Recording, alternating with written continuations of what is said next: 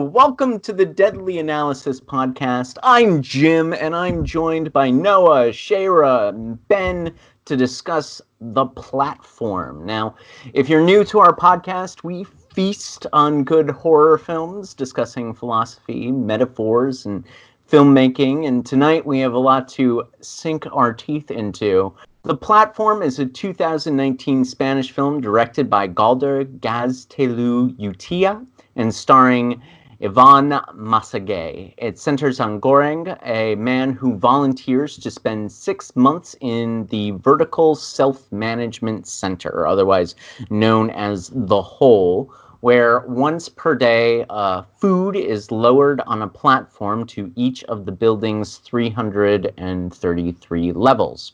According to various exposition dumps in the film, there is purportedly enough food on the platform to feed all of the VSC's residents, but as things turn out, those on top take more than they need, leaving scant remains for those below. And the inhabitants range from Goring, who hopes to quit smoking, read Don Quixote, and earn a diploma when he leaves, to Trimagazi, who's a convicted murderer. Story proceeds with Goring alternating between the plentiful upper levels and literal cannibalism in the lower levels until he decides to take matters into his own hands and force rationing on the ones below. Obviously, this film is a metaphor for trickle-down economics, and we'll be sussing that out, but we'll also be taking a look at the film's religious metaphors. But first, the rules of the VSC is that you can bring in one item and order one food item from the kitchen, which will be placed on the platform. So let's start there. If you're volunteering for the VSC, what would your item and food choice be? Well, I am actually volunteering for the VSC. Okay. Yeah, no, I am. I put in my application yesterday. So my meal is going to be a double animal style from In-N-Out, which is the hands down scientifically proven the best hamburger ever made. I mean, it's not even debatable at all. So that would be my choice for food. In terms of the item I would bring, I mean, my first thought is it's obvious. It's obvious. Right. I would bring Justine from Raw. And there's a lot of reasons for this, most of which I don't think I have the heart to get into. But I'll just leave it at that. I would bring Justine from Raw. I don't know how I'd get her in. That's a utilitist question. It's different. Don't want to go there. But I would bring her into the VSC with me. So Noah's bringing an underage girl. What about you, Ben? For fuck's sake. Wow. Damn. I honestly, I thought about this before we jumped on, and I thought about it, and I really couldn't think of anything good. I mean, I'm tempted, if this was an island scenario, right? I would go with my trusty fire starter, some kind of flintlock, right? So you can make sparks and make fire. I think that kind of makes sense in this case too, because if you get injured, you can heat something up and maybe cauterize your wound. If you have to eat a person, maybe you can cook it instead of eating raw flesh. I don't know. I don't think you're going to know that you're going to have to engage in cannibalism before you get into the situation. So I don't think a fire really makes sense, right? The only logical thing to bring with you is going to be some kind of weapon. I really feel for self-defense, you know what I mean? So I mean, I totally get why they depicted that as being the most common possible thing that everyone has is a knife or a fucking sword or a pipe or whatever. But in terms of the food, I think the strategy there is to get something with a shell with it. So if you look at the platform really closely, there's pineapples. Whoever thought of those pineapples is a genius. Absolute genius. You've got vitamin C. You've got a casing to protect you from people spitting on the food or whatever they're doing. I think that's probably perfect too. So yeah, a knife and pineapples. I don't know if this is a plot hole of the movie or what, but do you know that you are going to be fighting people here? Because she said all these people are bringing guns and swords and shit. How the fuck you're going to be sitting there? You think you're just sitting there to get your diploma or to, avoid going to, a psych ward? And you're like, you know what I need? A fucking gun. What the hell? That doesn't make sense to me, especially even if you understand the way that the facility is with the cement and stuff. You're going to go deaf. Something's going to ricochet. You're going to hurt yourself. Why the hell would you bring a gun? I don't think that's a smart I don't think gun is a good thing to bring, even if you know what's going on. But weapons, I'm confused as to how people knew to bring weapons. When she was doing the questionnaire, though, she asked, what's your favorite food? She didn't ask, what are you wanting to have on this platform of food that'll come down? So I want to try to be honest of what I would say is my favorite food, and it would probably be filet mignon, because I really like filet mignon. Even though I've gone off of beef lately, I definitely crave it still. But if I knew what was going on, I'd probably get something like a porterhouse, because then it's literally like 2 steaks, you know? So it's like more protein. It would like add to the weight of the food that's there on the platform. Now, as far as my object, once again, do I know or do I not know? But one of the things that really stood out to me is bringing my phone seems pretty cool. Like, I could film document this whole fucking debacle and be like, dude, look at that guy's dead down there and shit. Like, can we bring cameras? Can we like show the outside world what's going on, like on a Facebook Live? Like, that would be very fascinating. I'm sure people would like to know what's going on in this hole. But if I knew what was actually going on, I probably wouldn't think to do that, and I would doubt that they would allow me to use a phone. So if I knew what was going on and they wouldn't allow a phone, I'd probably do something like a grill and get ready to grill up my roommate, you know? Like, hey, barbecue time, guys. Let's go. I don't know how you would haul a grill, but they brought a dog, so...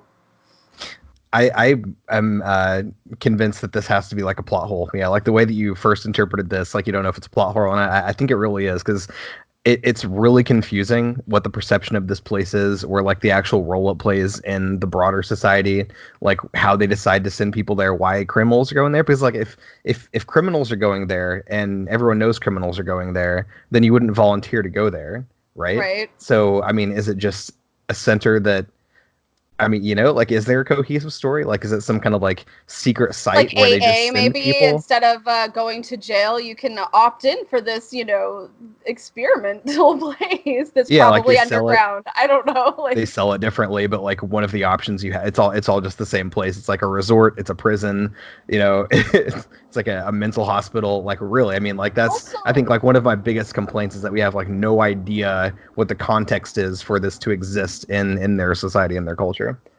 but also with the diploma, like, why don't you go to school and earn it? Like, why do you feel like is it a fake diploma? Do people know that people have fake diplomas from surviving this like facility? So you could literally have one person in there who went in there for illegally forging their diploma, and someone else who's going there to get a diploma. That's kind of wild. Yeah. To get an illegally forged diploma. Yeah. I mean, yeah, Goring seems to like treat it as though this is a writer's retreat, where he's just going to go and like be isolated enough so that he quits smoking. Kind of get you. I feel you there. But there's probably a lot of people doing that during COVID, is self-isolating to quit. So literally what happened with my life. Like that is not, we're not exact. That is literally what happened with my life, is that I was so self-isolated that I was like, well, shit, I guess now's the time. Right? This is never going to happen again. Knock on wood.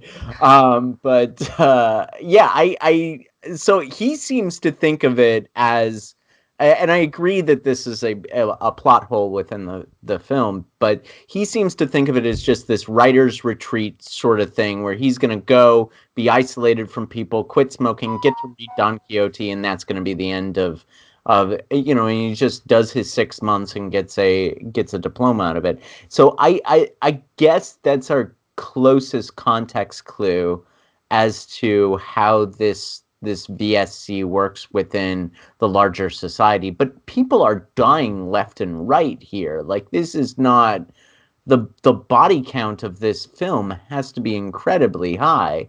And I don't know how you explain that many people go missing. Right. Well. But before we get into that, I want to know what you're going to bring, dude. What's your food? What's your item? Oh yeah. Yeah. What is this? Well, I mean, I was dealing with the same type of questions that you guys were talking about, and I think that if I didn't know what this place was, I could easily see me bringing in a book. like something like it took me 6 months to read Infinite Jest, and it would be like that kind of project book that I would bring. But if I knew what the platform was about, then I would bring a lighter. I would bring some source of fire just in case I have to cook my roommate.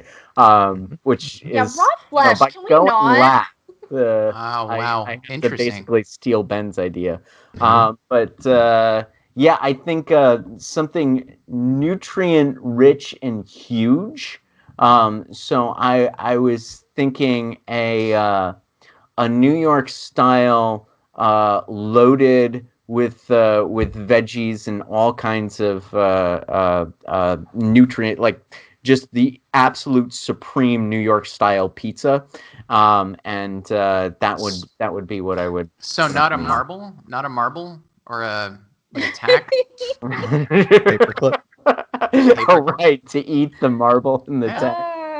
Jim, this is the argument that I made when I was a kid about pizza because it represents all major food groups. So it's typically like it's the perfect meal if you think about it because it's got everything on it, right? I think I completely understand your intuition there to go with pizza. It makes perfect sense.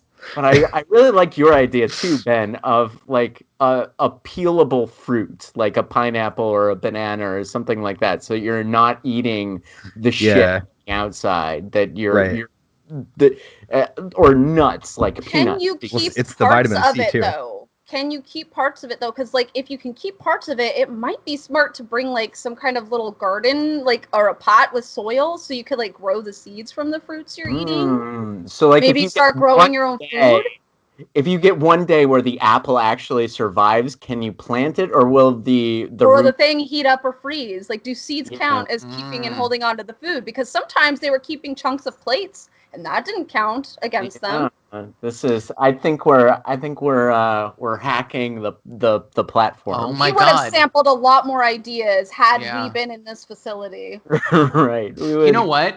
It just dawned on me that if we combined all of our ideas for what to bring, this is insane. So we would have Justine, who comes in with a sword or a knife of some sort, vlogging her experience using Shayra's camera, with a lighter to go ahead and eat, to cook whatever meat she sliced off of anyone in there. We have advocated for an alpha Justine if you combine all of our items together. That is horrifying. It just dawned on me. Anyway. I want to see the sequel of this where Justine goes through the platform, or Robert Carlyle's character from Ravenous Watch goes that. through the platform. Like that's. They won't want to Anyway. leave. There's no critique of trickle down. The only thing trickling down is the blood droplets from their mouth as they go up and down the fuck it. They'd probably hate being high at the very top. They'd be like, cake? I don't want cake. Where's someone's kneecap? Strange. Anyway, this took a turn. Anyway, yeah. Anyway. Yeah. On that Wait. note, which cannibal movie was the most disgusting or possibly most appetizing human eating that you've seen? Because it was pretty gross in this. I was not. Right. It was you didn't- disgusting. Oh, to I me was it was gagging. awful. I don't Yeah. gag. I was like, Yeah. oh, ugh, no. I got to agree with Shayra. The little morsels, the little like cutlets, something with that was just, it was so wrong, dude. It was so wrong. That to me was worse than Ravenous. It really was. I mean, granted, Raw was probably the least nasty, I think, for me. Like what makes I was about to say my palate for my Your cannibal cannibalistic palate. But just seeing the little slice of morsel with the blood it's so bleh, it's not cooked. And I mean, if it was cooked, I'd just be like, throw some A1 on that bitch and just, but it's not cooked. So I don't know. They had like a soup in that one movie. Yeah, Like, it's a soup in Ravenous, at least. Come on. Right. I mean, there's some civility there. I think really, I didn't mind the little morsels so much as I did him rolling over and picking a piece off of the body with the maggots already on it. Like that's the part that I was like, all right, that's kind of gross. That's kind of gross. I Poor think you Jim. need to roll the body off into the hole at that point. Just get rid of it, pass it down to the lower levels, let them have a chance. It's done. Now, Jim, what if that woman that had the cancer? What if she had pica and she had eaten a marble and he found it in her corpse? Because he did get the cancer chick. Yeah, he ate the cancer chick and there's a marble that comes out. Wouldn't that'd have been a Jim flick if I've ever I've ever heard of one. He would have been like, I hate you guys. I'm not doing this show anymore. I was half thinking that during this one. Like, why did it all you, like Noah last week with Swallow, Ben this week with the platform? What is Wait, it was this? with people choosing movies where you put dumb shit in your mouths? Oh yeah, Is this this one of was mine? really gross though. Yeah, this is your pick, Ben. Am I taking credit for this? Oh, You are taking credit. This is all you, man. Sorry. Well, What look, the did you- trailer in theory, I let me say this about it. Like I know we're not giving final thoughts already. Let me say this about this film is like really kind of like my introductory opinion. It had the potential, I think, to be really, really interesting and really good. They tried to do too many things. I think, yeah, like the metaphor doesn't really land for me, man. Like I think that's probably why we're all kind of like laughing at this like weird stuff instead of actually diving into that, because like the metaphors themselves might not have maybe that much depth as much as they intended to have, even though they've layered in like socio-political stuff, they've layered in religion. On paper this should be an amazing movie. I mean, it's kind of really doesn't seem to land, in my opinion. Agree. So we're skipping ahead a little bit. Let's A little bit, yeah. talk about. Let's dive into. You're right that we're not diving in. We just got lost on the. What would we do if we were in the? What would you do if you were eating maggots?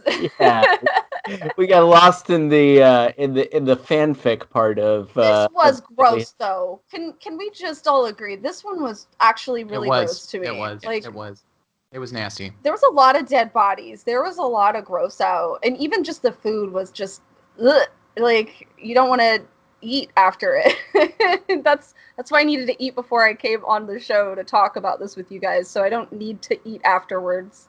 It is an interesting thing that eating is always gross in this movie. Like it's Yeah. always just like these gross noises and sloppiness and Food all over. Everybody's eating with Right. their hands. Can I be honest? I liked that part.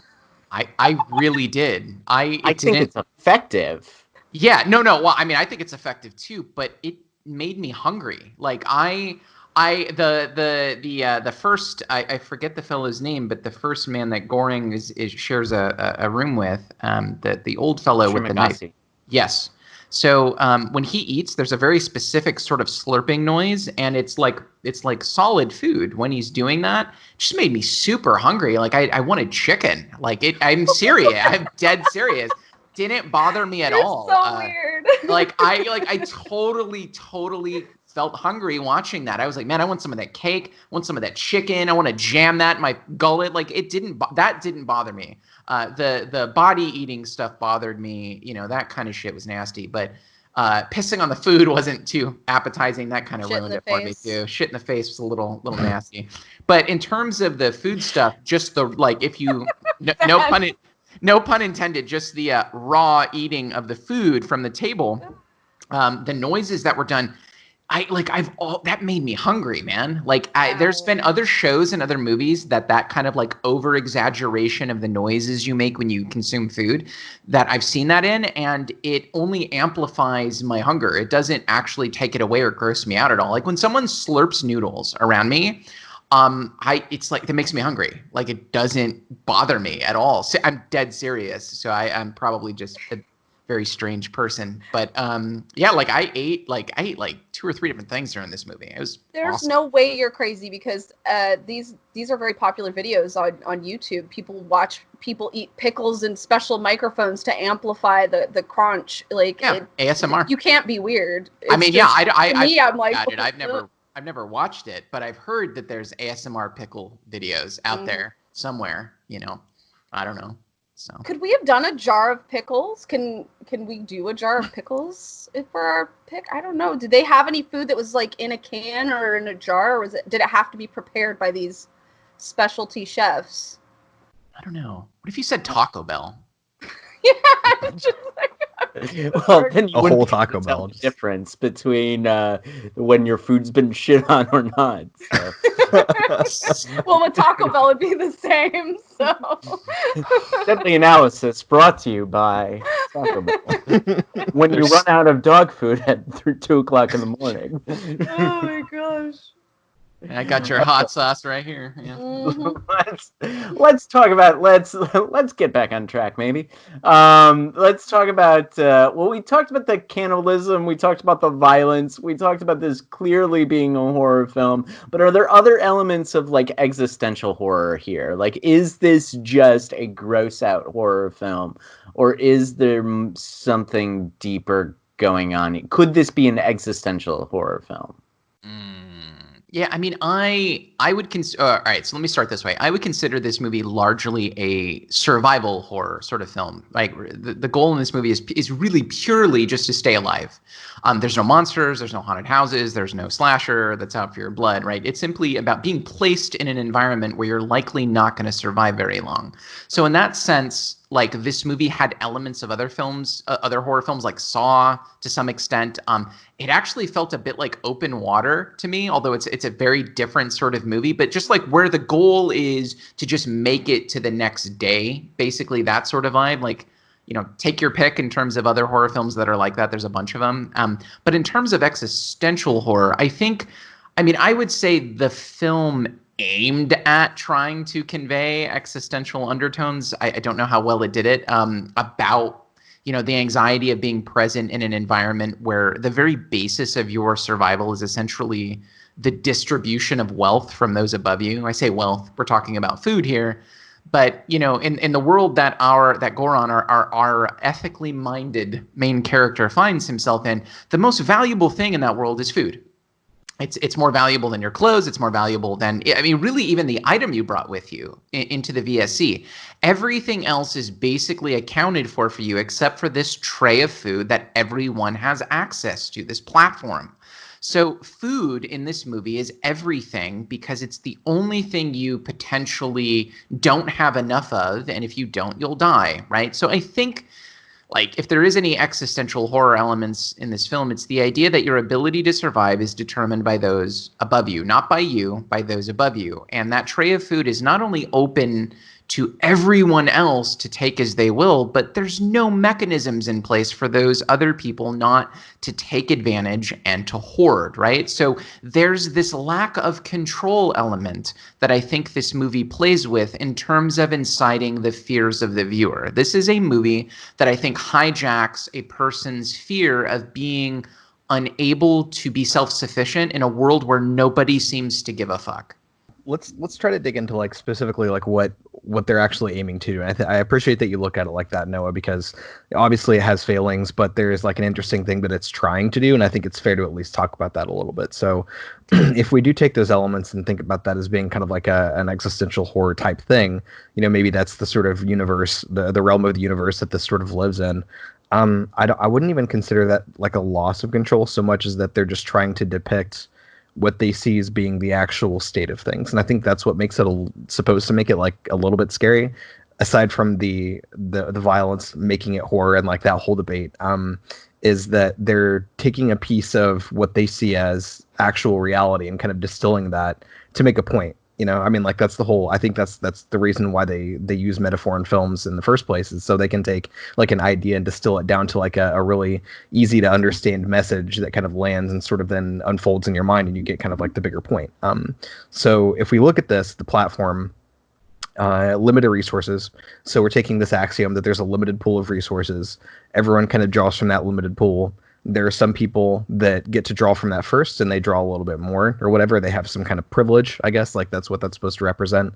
Like a lot of the mechanism and kind of like the design of that, I don't think is really unfair, even though we've kind of like broken this down to just like the need for food too, because again, like if we think about this as kind of like a class struggle movie, on the whole, and think about like revolutionary whatever, like literature. I don't even necessarily want to say Marxism because I really don't want to bring that up again, like another podcast in a row. I'm so glad you said that. Yeah, no, yeah. But I mean, like the deal there is that like a certain class of people eventually become so impoverished, they have no food, whatever, that they're willing to become violent and riot to, eat the rich, or, I mean, like if we're bringing in sort of like cannibalism imagery, or basically at the very least just take the resources, I mean, like I think food is an apropos kind of like thing to center the entire thing around. So I mean, like in that regard, I don't think it necessarily fails in the pieces that it's trying to bring together,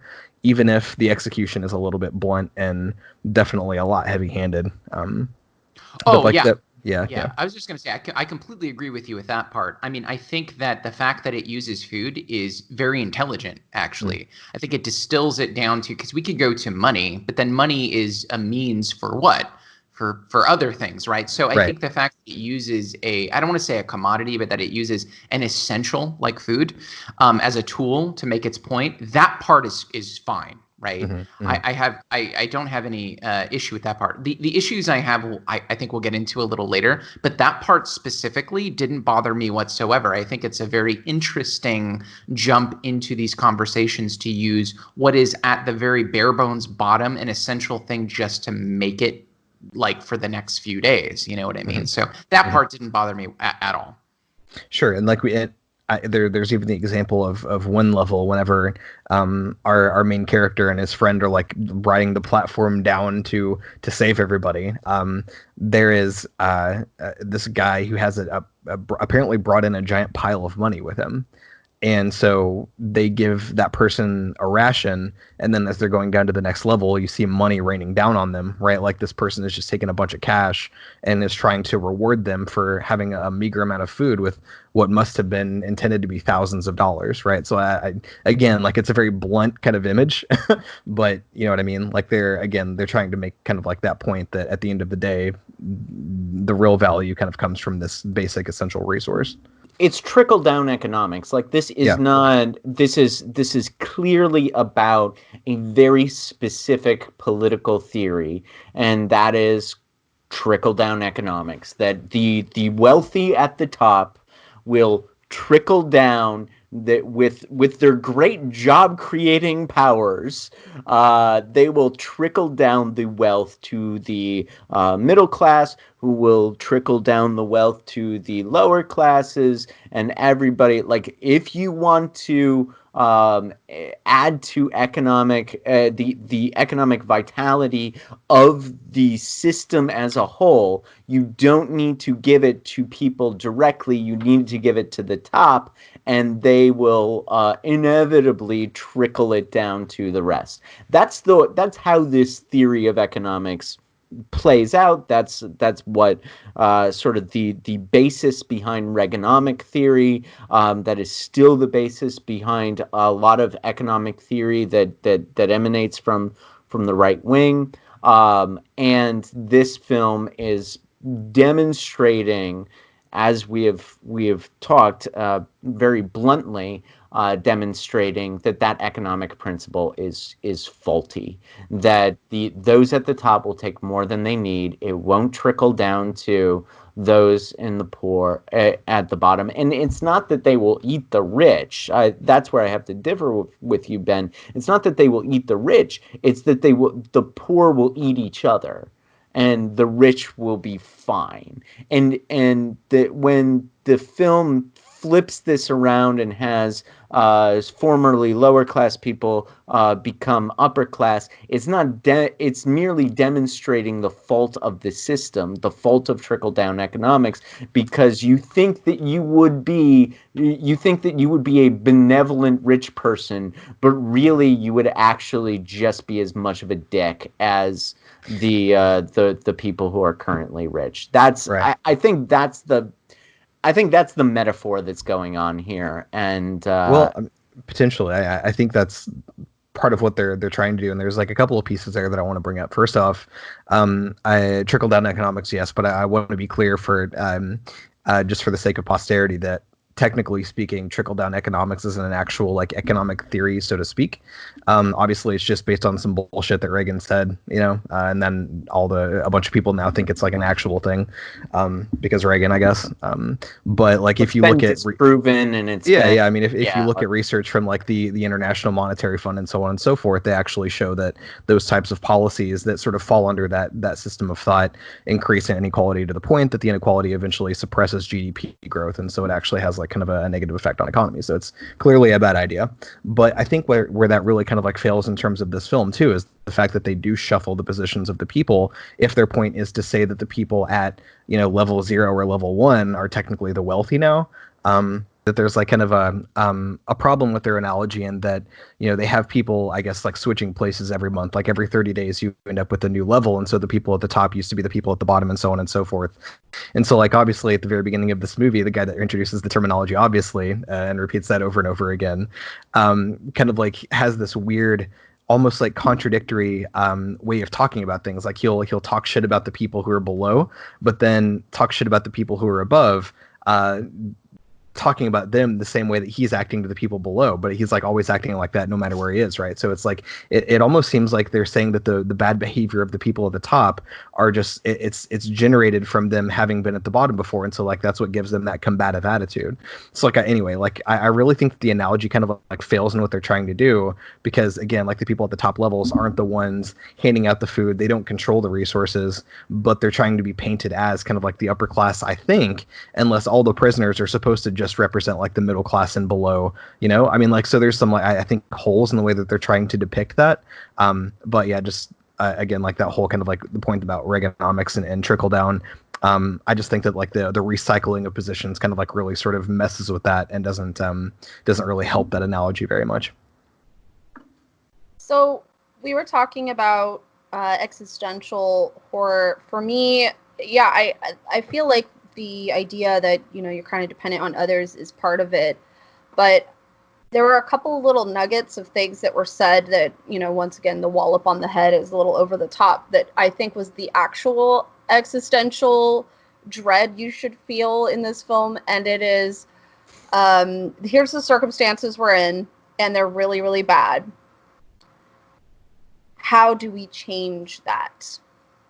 And this is a problem that happens a lot in society. We have all these problems, and we tend to just be like, I can't do anything. I can't make a dent. There's nothing I can do. But even more so in this film, it's not even just about like, you have to make change happen. That in and of itself is rough, because people are like, oh shit, I might be part of this problem. I might be the, you know, part of the thing that hurts others.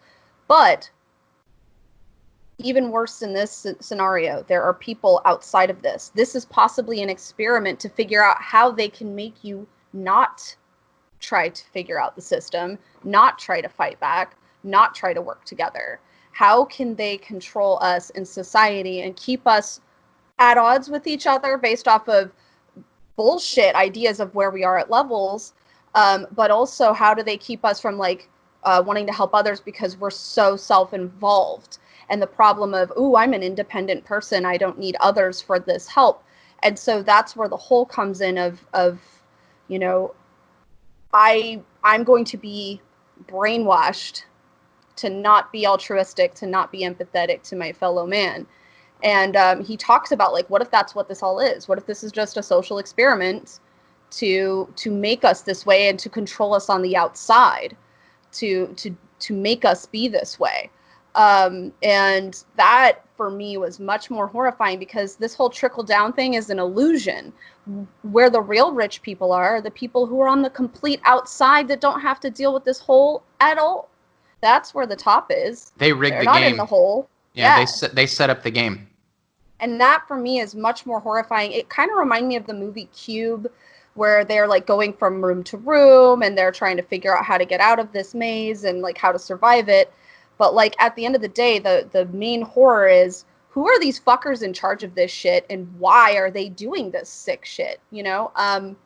So for me, that was more of the horror element, that there's some outside forces that are just playing with us, figuring out how to manipulate us more, figuring out how to make us not make change, figuring out how to make us more individualist thinking and not try to work together, even though it is within our nature to be altruistic, to try to make us work against our nature by putting us in survival mode at all modes of time, you know? And we saw this like with COVID, with people hoarding away toilet paper for themselves that they didn't need. I mean, we do that. And it is horrifying. It's kind of frightening that people would go to that level. But there it is. We tend to do that. We tend to become more selfish when we get into survival mode.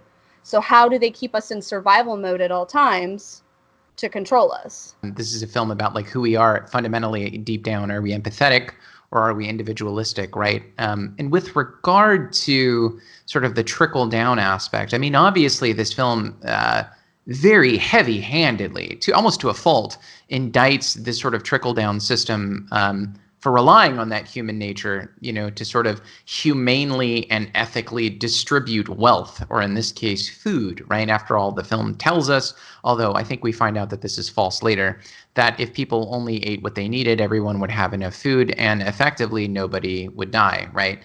But the people at the top, in virtue of being at the top and feeling entirely untouchable, feel privy to overindulge because as the film would have us believe, human beings at their very core, I think, are so this may be where Shayra and I differ. Like, I think the film would have us believe that human beings at their very core are actually greedy.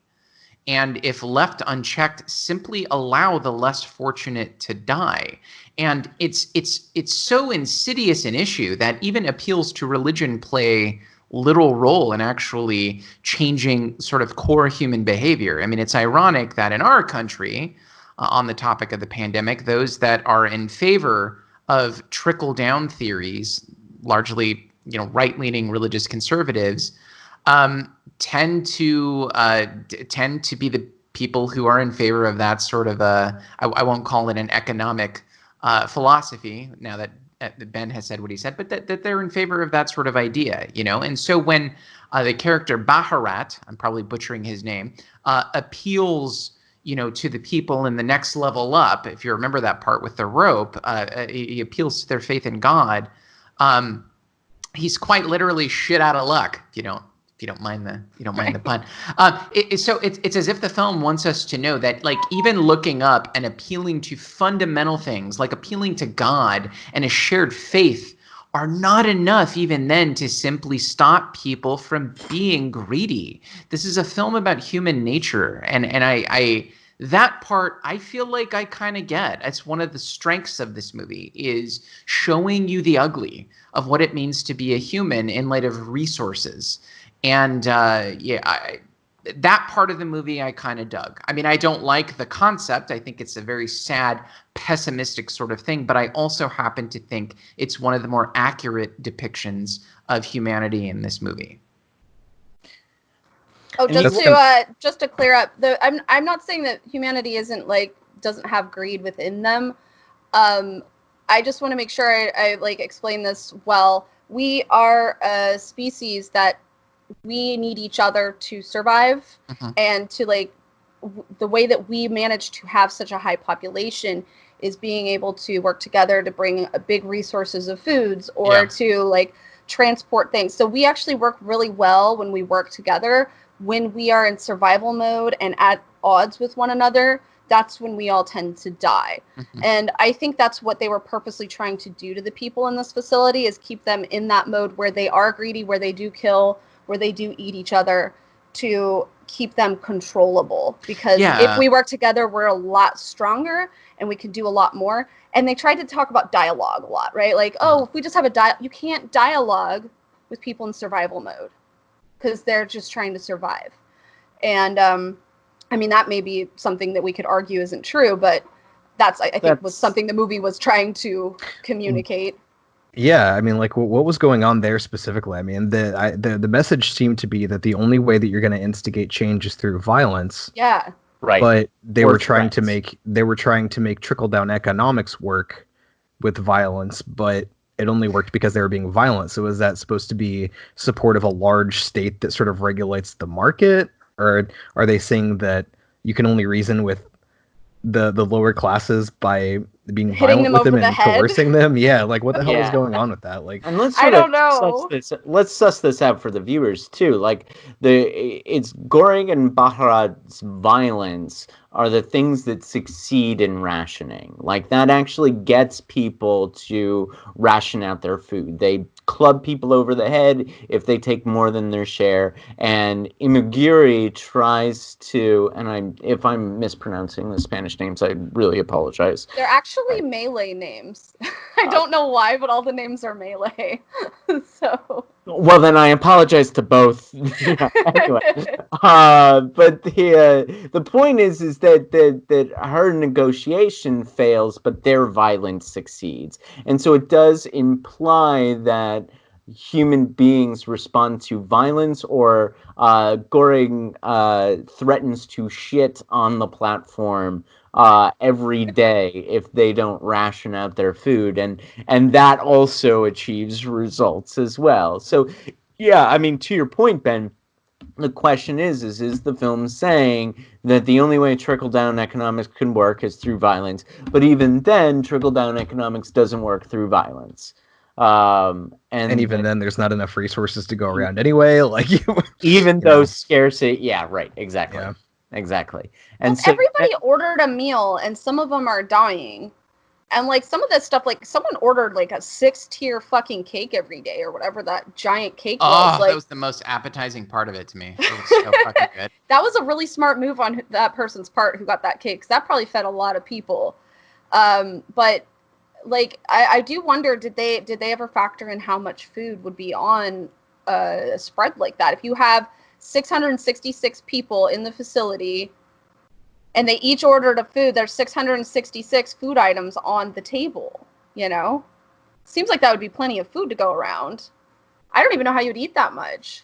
Except Goring's an idiot who just orders some fucking snails. I'll have 6 snails. I mean, that's why I'm going with like a New York pizza. You know, I'm trying to do the cake theory by piling a bunch of food on other food, and yeah, I don't know. Do an English breakfast. That's a lot of food. I don't know. Like, it just seems like if they knew, they would probably order something much more substantial. But I think Cake Guy, whoever Cake Guy was in that facility, thank you, Cake Guy. That thing was huge. Poor Cake Guy spends his first month on level 332 and never got to eat any of his cake. Never happened. But the escargot, I'm sure, lasted. Right. Oh no, you're muted. So yeah, I mean, we get this bit about them forcing rationing, and it's like that makes the point that scarcity is always there, and even though let's make that point a little bit clearer. Scarcity is always there because there's not enough food on the platform, even after they ration. And then, of course, it takes violence to force rationing on other people. So, I mean, does this just end up being an incredibly nihilistic film about how human beings just naturally suck and there aren't enough resources for all of us? Well, that depends on how you interpret the ending, and it's definitely open to interpretation. Like, you know, I mean, like it seems like they're supposed to be wrapping this up in some way with something about the message. Like maybe there's supposed to be some kind of glimmer of hopefulness in the nihilism, but it's not really clear. Again, what that hope is supposed to be, like what specifically is supposed to happen, because they sent, you know, the platform back up with that kid on it or whatever. You know, it's like it's just the messaging there too also is quite unclear. Yeah, that's I mean, we're sort of switching to the next subject, and that is all of the Christian imagery in this thing.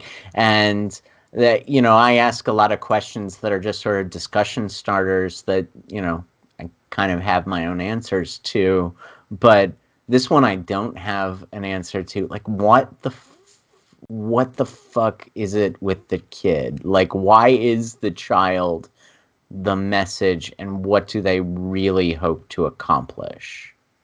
Yeah, I mean, like my best guess is just to show that the people in charge don't actually know what's going on, because like they didn't expect, there's not supposed to be any kids in there. There's not supposed to be more than 200 levels, according to the one person that was there that worked for the company for 25 years. You know, I mean, I think it's just to show that there's a disconnect between like the people in control and the way they think things are and what's actually going on. I think maybe And maybe that also seems to be supported by the fact that there's this scene where when the food is being prepared, this maitre d looking guy flips his shit because there's a hair in one of the cakes or something like that, as if to like that level of perfection is necessary when this entire thing is going to be wrecked by level 5 anyway. I mean, it's just there's like this clear disconnect between what people are expecting is going on down there and what is actually going on. Yeah, I completely agree. I completely agree with that. The system is broken, right? So like the girl's quite simply a metaphor for the future, right? For like the next generation. She's a symbol of resilience. I think the little girl is the film's way of showing that the system is broken, because I think it's said in the movie that children shouldn't even be allowed in the VSC, right? Well, that's bullshit, because there's a child in there. So the system is broke. That's indicative that the system is broke. So in sending that child who shouldn't be there back up to the top, it's both a message of the brokenness of the system and yet also the resilience of the next generation as a means of potentially fixing it. But I mean, I felt like that message was just so myopic and so blunt, and it didn't resonate with me at all. It just felt haphazard and shallow, maybe. I don't know. It just didn't resonate with me at all. It seemed sort of hollow. So I hate this idea, because this happens all the time when you're talking with a lot of conservative people. They'll say, think of the children. And they never think of the children. You talk about kids in cages at the border. They don't give a crap. You talk about children that have been raped and need to have an abortion. They don't give a crap. You talk about how many kids in this country are living in poverty and starve every day. They don't give a crap. You talk about lunches in schools. They want them to pay. So it always falls on deaf ears. But also thinking of the people that are in control, the thing that I'm most fearful of in this film, they're not going to give a shit. They'll hide it. They won't let anybody know, and they move forward, and this stuff continues. I mean, I think they were trying to end on like, oh, the message, the hope. Nobody gives a fuck. If this is something that's going on, nobody gives a fuck. I guarantee that. It was not a hopeful ending to me. It was one of those like, you think that I'm dumb and I don't understand how the world actually works. Completely. Kind of a message. So, I mean, I get what they were trying to do. Like, oh, Gen Z's our hope. Well, no. Yeah. Nobody cares about the kids. Trust me. Well, I think, I mean, the reason that I think it comes across like that is primarily for me just because they really didn't earn that payoff. I mean, like maybe, I mean, there's a world and there's a film with that, or there's a potential world with this film in it where they did this correctly and they actually earned that payoff at the end, but they would have had to I think, shed a lot of the stuff kind of like around that core point about the socioeconomic problems, like maybe get rid of the religious stuff, whatever. But they really kind of like need to build that up so that we understand like the importance of this kid beyond just this woman was there. She was looking for a daughter the whole time. It was kind of sad when you see her die, but also like not really, because apparently she's sort of a monster too. It's like you don't really earn the empathy there. I think it's really unclear why our main character really cares, so personally invested. I mean, beyond the fact that like, of course he wants to take care of this child because that's the natural response, is to take care of a child. But like, I think they were really trying to play more into it than that. There was supposed to be like some kind of like an emotional connection there because of that sort of like weird relationship he has with her mother. But it's just not earned. Like they don't spend enough time on the important parts of the story to make it work. That really, I mean, there's just too much that they're trying to do, I think. So, I looked up all the names of this movie so I don't know if you'll see anything from this. I found it really interesting. Almost all of the names are Malay, but there's a Japanese one, which is Miharu, which is the mom, and that word means to watch, guard, look out, and it also means open one's eyes wide. Then you have our main character, Goreng, which literally just means fried in Malay. Like, you get fried rice, and it's goreng as in the thing. So it just means fried. It's literally all it means. Then the old man, I'm going to mess this up, Trimagasi, that just means thank you in Malay. The most interesting name is of the lady who had cancer, Imoguri. it's actually a garden in Indonesia that happens to be a royal graveyard. Then there was the guy in the wheelchair that gave him the idea to send a message. That is a what is it? Brambury? I can't pronounce it, but it's just a shallot. It's a shallot, which is basically like an onion. Baharat is just a spice used in food, and it's in the Middle East. It's a spice. And then Ramses II, which, I mean, all I could really try to figure out what they were trying to get with this dog is it means great ancestor, or he's known as the great ancestor. I can't figure out what the dog symbolism might have been, but a lot of these names are food or how food is prepared, and I'm wondering, first off, why they went with the Malay. But well, think about it. I mean, I didn't know this till you said this, but a lot of the names are food and generational things. So it's I mean, it could be the case at the very end. The next generation goes up to do its task in relation to providing for the future. I mean, I think all of that is navigating or hovering around this movie for the most part. But I mean, it is kind of difficult to. I mean, aside from the naming conventions, it's difficult to, I think, It's not very.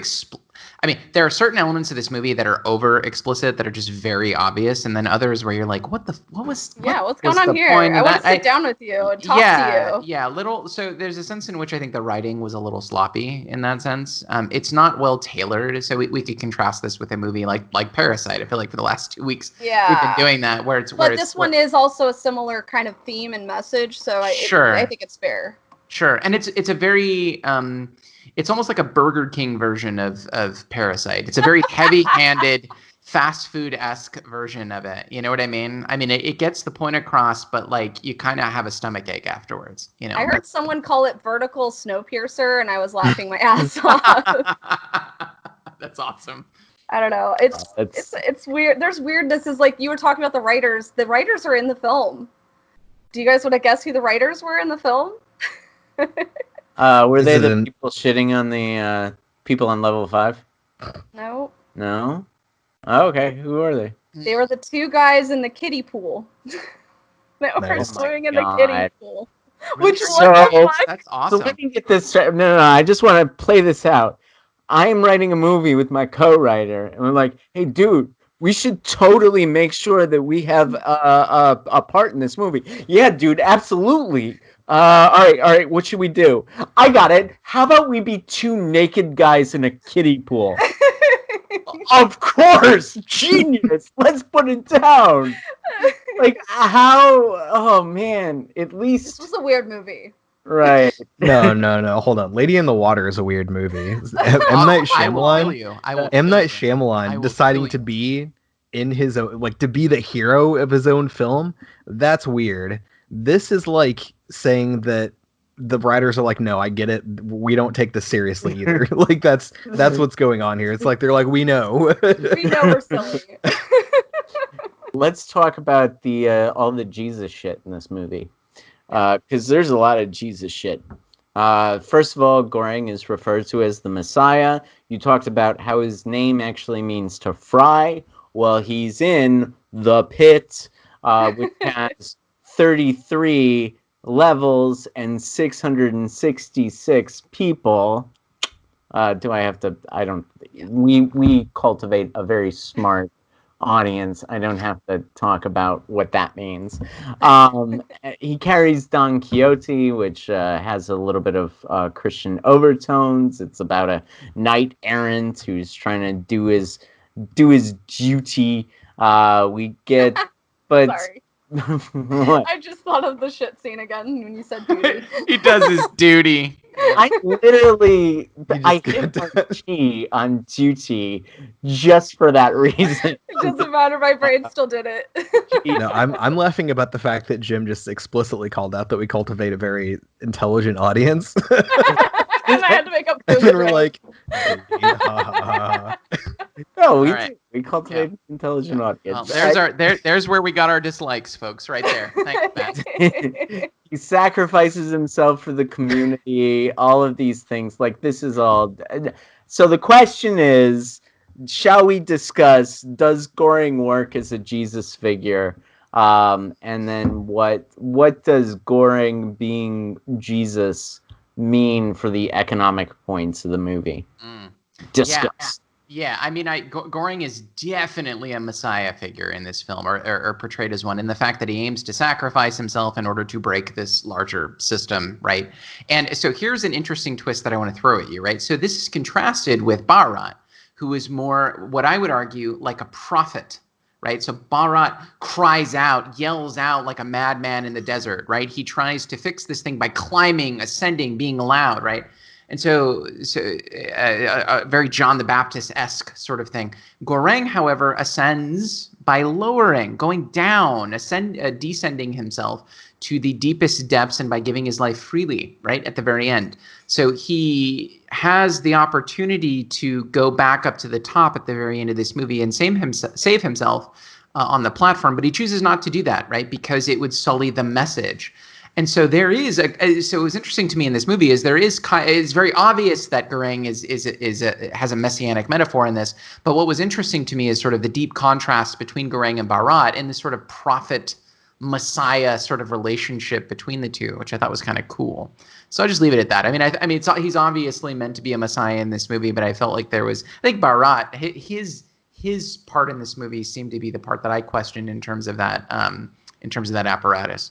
I will just say I think this is the most Jesus figure that ever existed in film history, because Jesus was a fucking communist. And Jesus said he came to not to bring peace, but the sword. So, like, it's very Jesus. I really feel it. And I thought it was funny because someone brought up to him, they were like, oh, you're supposed to duplicate food if you're Jesus, and he's like, that's not how this works. And I'm like, that's how Jesus fed all those people. He just rationed the food. So he's Jesus without the superpowers. Yeah, but that's probably what Jesus really was, right? So it was like true Jesus. Yeah, I don't know. I love to see a communist Jesus in the depiction of a movie because it's just too funny. I love the guy going, are you a communist? And he's like, no, I'm reasonable. And I'm like, it's like, yeah, everybody should eat and they won't die. That's not necessarily communist. Like, that's just how we don't die, is by eating food. So even that, like, even that part of the metaphor, which is probably the strongest, like all of the Jesus stuff and how our main character is the Messiah, like even that piece, I think they got wrong. Because he ate the flesh of that old man and that woman with the dog, and then they became a part of him. So it's not like he's giving freely of his own body to others. He's like taking in their body into him, but he's I mean, it's like, again, like if you were going to try to write this metaphor well into this movie, I mean, it's like maybe a nitpicky thing to call that piece out. But it's another thing there where like they couldn't just introduce like a metaphor into the movie without like having it sort of sullied, like kind of like ironically, like the whole point of this is not to sully the message, but like literally all they did with every message they had was sully it by confusing it with other stuff. I mean, a lot of people confuse a lich with a zombie, and Jesus was a lich. He was not a zombie. Yeah. So look, right. Exactly like that, right? All I'm saying is this movie was no panna cotta. That's all I'm saying. This film was no panna cotta at all.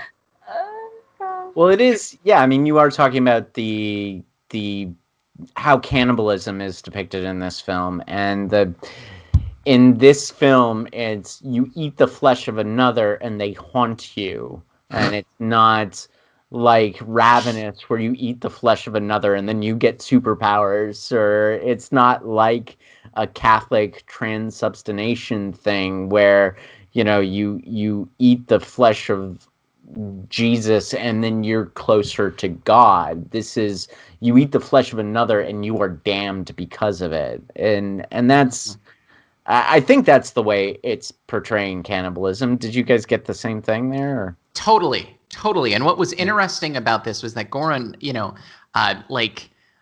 Goran ate people, and then those people that he ate also not only did they exist afterwards, but they like gave him advice in their ghost form. Like they provided him morsels of intellectual sustenance when he needed it. And so because of this, I actually see Goring as kind of like a hyper cannibal. Like my theory is that he's a hyper cannibal. So he not only eats the flesh of people, like chomps down on them, but he also slurps up their post-mortem company and directives. And so I actually see Goring as like a Super Saiyan level 2 cannibal because of this.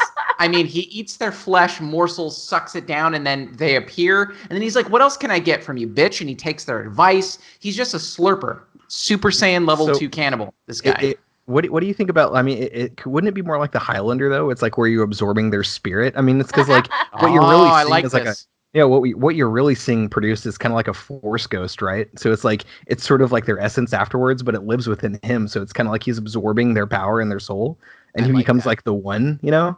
And in that way, you can also tie it over to the Matrix because of the Jesus like messianic, the one thing of like Keanu Reeves, like it, totally. You know, it all ties together. Yep, that's yep. Oh my God! I'm keeping track of the number of movies that you are referencing in order to make this shitty metaphor play out. Like, no, this totally works. No, but there's another movie. Ghost who has the quickening, who's also Neo. All right, Can we get like the sci-fi trifecta and have him like somehow be also Ripley from Aliens? Can I bring in a tween movie? Like a those like teenager like young adult like romance. Warm Bodies. He eats the brains and like then has all their memories and knows all the things that they know. And like he could have just also been going crazy along with having their memories, you know. So think about it this way: when he eats their brain, he looks at the camera and goes, "I know kung fu," like because he ate the brain. So Goring gets on the platform, ascends all the way up to the top, and he says, I am the one, like this, and he just lays out like that. My God, this film could have been better in so many different ways. You could have added Matrix elements. Way. Like when he ascends, though, that's not what he's going to say. What he's going to say is, "I'm a political science major," and that's exactly that's basically what's going to happen. I have my batch degree now, guys. I know political theory. Can we just talk about the fact? Why didn't they bring up what his degree that he wanted was? Like, what was he trying to be? That's a character builder thing. Like, what is he trying? What's he up to? What is he trying to get a degree for? Like, what is he trying to get a degree in? Clearly, it's the liberal arts. Definitely. Studies. What if it was culinary arts? Oh my God, that would have been fucked up. Beautiful. Yeah. Hey, he would know what human flesh tastes like, and he'll be able to, add that to his palate when others can't. That's extra credit right there. Hey, you want to talk about the filmmaking in this thing? Nice segue, Jim. So passage of time is always shown through dissolves, which is just sort of basic kind of things. They do have those cuts, those quick cuts when they're ascending or descending levels, and that also shows passage of time. But mostly, it's just these dissolves between one shot and the other. Each roommate is an exposition dump. Like that is like the first two roommates serve as just these sort of, oh, we need to communicate information to the audience. Oh, and also be a character. So that's, yeah, okay. And then the other filmmaking note I had is that eating is always gross, but we already talked about that. So I think we're ready. Shit, man. I think we're ready to just like wrap this up. So let's, I'll give my final thoughts first, and then we'll go Noah, Shayra, and Ben, since it was your choice, Ben, and we'll go from there. So I think that I like this movie a little bit more than my dear colleagues, and it's just because I thought it was viscerally effective. It has some ideas behind it. Those ideas are basically well done. I mean, if you've got a heavy-handed metaphor that you are gonna ride till the end, cool. That's what we got here. Now, we don't have much in the way of really good performances or really committed performances. We don't see much in the way of his sort of physical transformation, like Tom Hanks in Castaway or something along those lines. We don't see much of that, but it's basically a heavy-handed metaphor that gets played out competently, and that's worth 3 stars for me. So that's where I am. It's a recommend, but a mild recommend. Like you could do worse than watching The Platform, and as it relates to messages with which I think our society needs to hear. Here is one: trickle-down economics is stupid. Cool. I know I shit on this movie a lot, but it's kind of endearing. It does remind me a lot of how Cube was filmed. Like, they probably used like one room. I know that the entire film was filmed over 6 weeks, so it's hard to have those like really crazy transformations in your body type. I know that the actor still did a lot of fasting and a lot of trying to relate in the hunger ways when he was, but they had such a limited time and a limited space. This was not actually written to be a movie. It was written to be a play, and I could see this being a very much better play than it would be a film. I think that those themes would be a lot less heavy-handed and a lot more interesting had you be able to go over the ideas a little bit more in detail and be less like, ooh, look at all the blood and guts and gore and grossness stuff. I think if it was a play, it would be far more interesting. So I don't want to like shit on the concept completely because I think it should be a play. That being said, it wasn't the greatest movie I've ever seen, and I don't want to be mean to it because of that. As much as I might agree with some of the themes, the execution was just not quite right, and easily argued points that could actually work against some of my own value system in some ways. So for that, I wouldn't like recommend it for people understanding my own positions. But it's entertaining enough, and if you like gross out, disgusting, eating flesh, gross noises, blood, shit being thrown in people's faces kind of stuff, then yeah, you should definitely try that shit out. It's on Netflix. Go check it out. But for me, it's around a 2.5. It was meh to me, so I only would recommend it to people that like gross shit.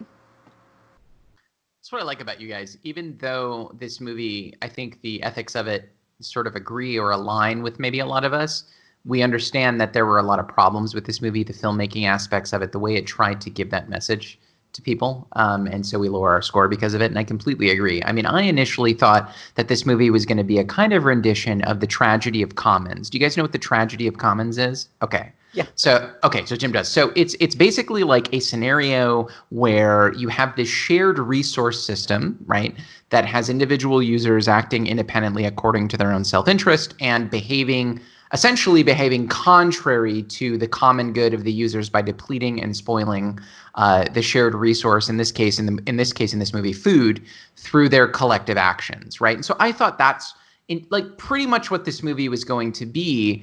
But then it turns out, and we didn't really get into this in too much depth, but it turned out that death almost was inevitable anyway, with people like in the like very, very, very lower rungs of this. It seemed like people were going to die anyway. And I just didn't know what to think of that in this movie. It sort of threw me off that death was inevitable no matter what food came down. And so offhand, this film overall just felt kind of sloppy to me in a multiplicity of areas. It seemed like while the point was important, seemed like while the message might be important and timely, there's just filmmakers that have done this a little better, especially in the last couple of years. Bong Joon-ho. I mean, not even Parasite. Go see Snowpiercer. Snowpiercer's, I think, a heavy-handed to a fault, just like this movie is, I think.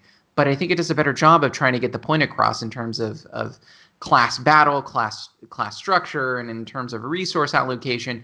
So this movie is just a very flawed film. It confused me in a lot of ways. Even though I agree with the message, I give this movie a 2 out of 5, which is pretty low for me. I did not like this movie, other than the slurping. The best part of this movie was eating food.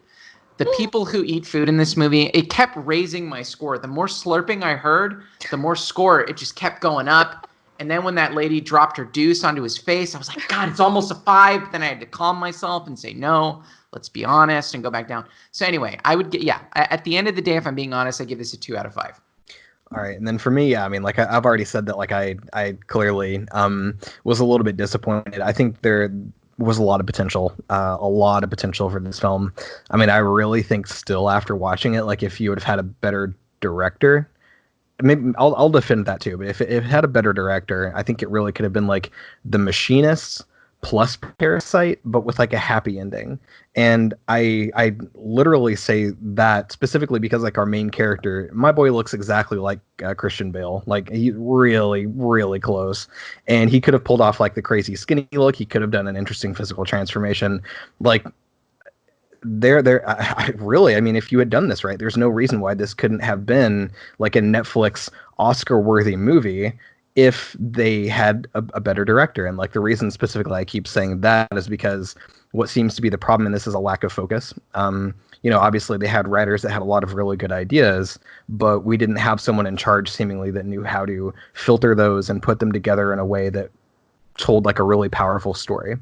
And that's primarily that's really kind of like my major concern with this. Yeah, I mean, it's like they do some gross out stuff in there. Yes, it's a horror film. I'm not as bothered by that. Like I hate chewing noises, but I think the fact that we have a scene where this dude is like climbing up a rope and someone just busts out their ass and takes a dump in his face, like come on, like that's if you enjoy like trashy horror films, that's pretty funny. That's pretty funny. I don't care. It's pretty fucking funny.